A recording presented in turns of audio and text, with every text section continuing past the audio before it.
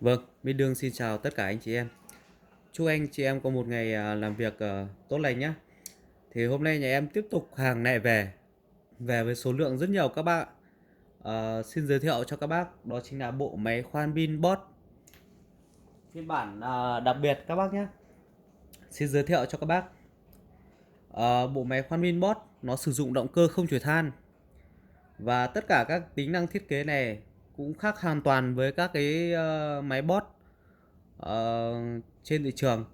Thì sau đây để đi vào chi tiết thì em sẽ giới thiệu cho các bác chi tiết cụ thể tính năng và hiệu năng của nó.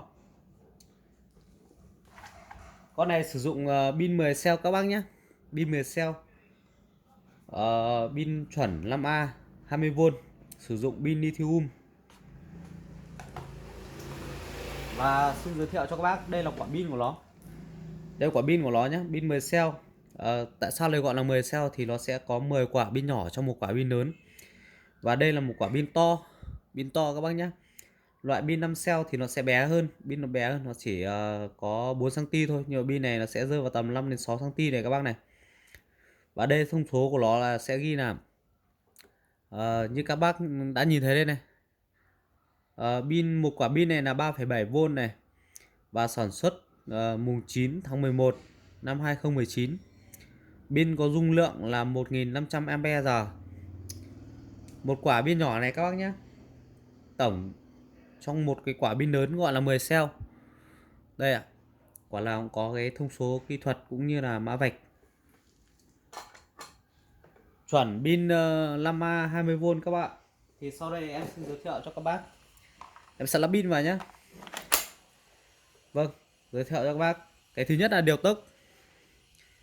Điều tốc đảo chiều có hết nhé.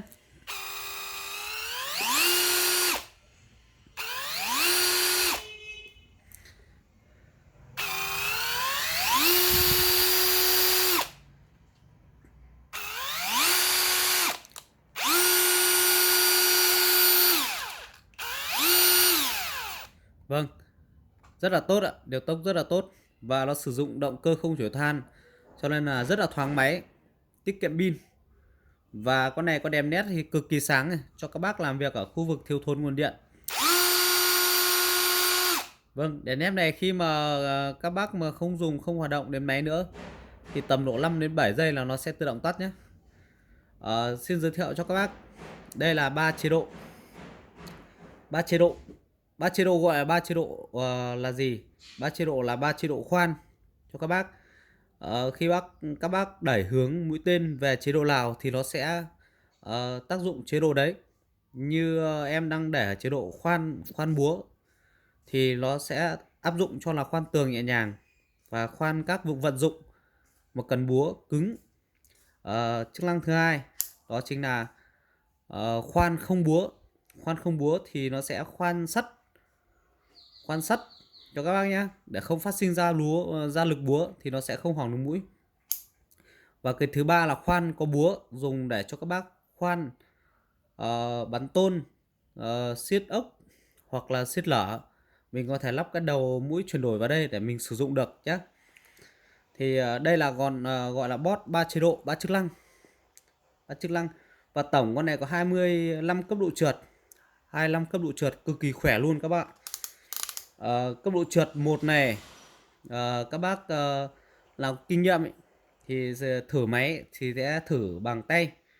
Khi các bác mà khởi động, các bác sẽ cầm ở đây, thử xem cái lực đấm của nó có khỏe không là các bác sẽ biết ngay. Vâng, cấp độ 1 các bác nhé, các bác phải cầm chặt thì các bác mới biết là độ đấm của nó như thế nào. Vâng, rất là mạnh. Khi mà để đến cấp độ 10 trở đi thì em đảm bảo với các bác là sẽ ít người cầm được, tại vì nó cực kỳ mạnh. Nó sử dụng động cơ không chổi than, động cơ lớn nhất hiện tại bây giờ. Vâng, rất là mạnh các bạn, không cầm được, không phát sinh ra được lực búa. Đấy. Các cái mẫu khác ấy, các cái mẫu như Makita 3 chức năng ấy, thì các bác cầm để cấp độ trượt 20 cầm thoải mái. Nhưng đối với cái dòng Bosch này thì các bác không thể nào mà cầm được. Thông số kỹ thuật thì model của nó là BL5120 và sử dụng pin 20V Plus các bác nhé. Pin 20V Plus này. Và đây nó ghi là mắc lithium ion. Con này có lực đấm là 350 Newton trên mét. Và sử dụng bản đầu Atolock 13 ly bằng kim loại. Rất là bền nhé. Rất phù hợp cho các bác làm ở các cái môi trường mà nó hay phải va chạm tiếp xúc nhiều cái đầu này. Rất là bền.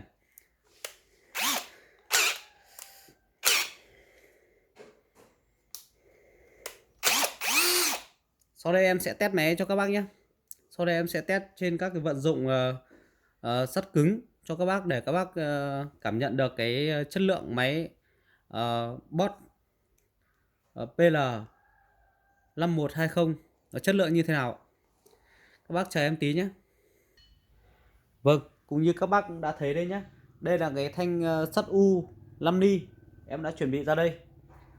Và những anh em đi làm xây dựng công trường thì chưa chắc đã phải dùng đến các loại thanh sắt dày như thế này đâu. Nhưng mà sau đây thì em sẽ test cho các bác biết là cái sức mạnh của máy nó khỏe đến đâu. Và đây là cái sản phẩm máy khoan pin Bosch PL 5120 bản pin Plus anh em nhé. Xem sức khỏe nó như nào. Và sau đây thì cái tác dụng của cấp độ trượt này là các bác phải hiểu là càng tăng các cái cấp độ trượt này lên thì máy nó càng khỏe. Mà để cấp độ trượt ở 1 thì máy nó sẽ là cấp độ trượt này ở 1 này sẽ nó sẽ là yếu nhất các bác nhé. Các bác lưu ý này, càng tăng cấp độ trượt lên kịch đại của nó thì máy nó càng khỏe. Và càng hạ cấp độ trượt của nó xuống thì máy nó sẽ ở chế độ yếu nhất các bác nhá. Khi mà các bác bắn tôn thì các bác để chế độ khoan có búa giúp em, để làm sao để nó phát sinh ra cái lực búa để mình bắn được cái con vít nó nhanh hơn và nó siết chặt hơn cho các bác. Thì sau đây em sẽ thử cho các bác nhé.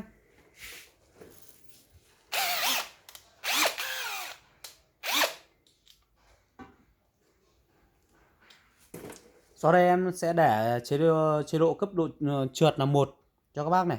Cấp độ trượt là 1 này.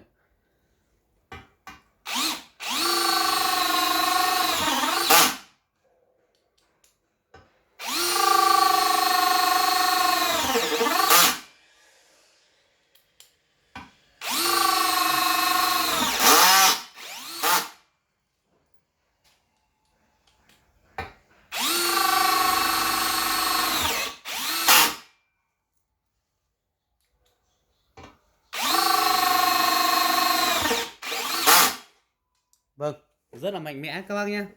Cấp độ trượt nó là mạnh thế này rồi. Thì sau đây em sẽ để cấp độ 10 cho các bác. Cấp độ 10 các bác nhé.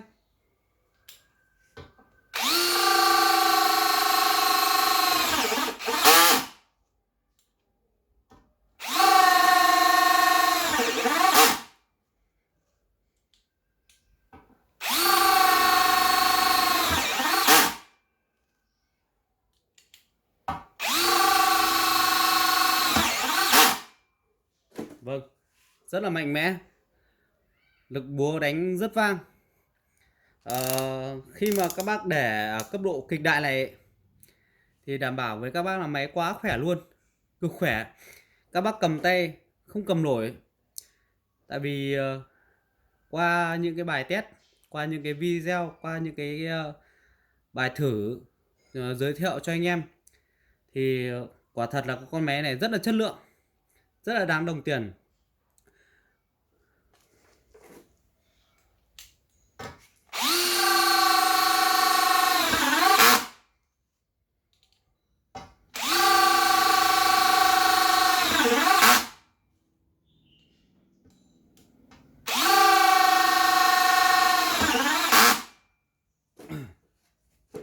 Vâng, xin giới thiệu cho các bác bộ sản phẩm máy khoan pin Bosch sử dụng động cơ không chổi than. Hiện tại nhà em đang bán với giá là 1.700.000 đồng. Bên em đang có chương trình là khuyến mại hỗ trợ toàn bộ phí vận chuyển cho tất cả các bác. Các bác đến nhà em vận chuyển hàng đến cho các bác, là các bác đồng kiểm tra hàng, đúng sản phẩm thì các bác thanh toán tiền cho bên giao hàng giúp em ạ. Và chế độ bảo hành sẽ là bảo hành 12 tháng, lỗi 1 đổi 1 trong vòng 15 ngày. Các bác cứ yên tâm khi sử dụng. Khi mà các bác mua hàng về thì sẽ có một cái cuốn sách sử dụng của thương hiệu Boss, mã của nó model là BL5120 cho các bác. Trong này thì nó sẽ ghi chú tất cả các cái phần thông số kỹ thuật cũng như về cái tính năng hiệu năng của máy và cách sử dụng như thế nào. Đây các bác nhé.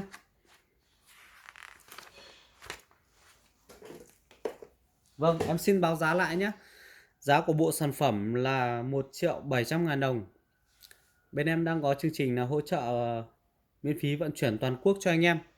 Những anh em nào có nhu cầu thì liên hệ với em theo số điện thoại là 035 966 0010 hoặc là 09686 45681 để hỗ trợ đặt hàng cũng như biết thêm về thông tin chi tiết kỹ thuật.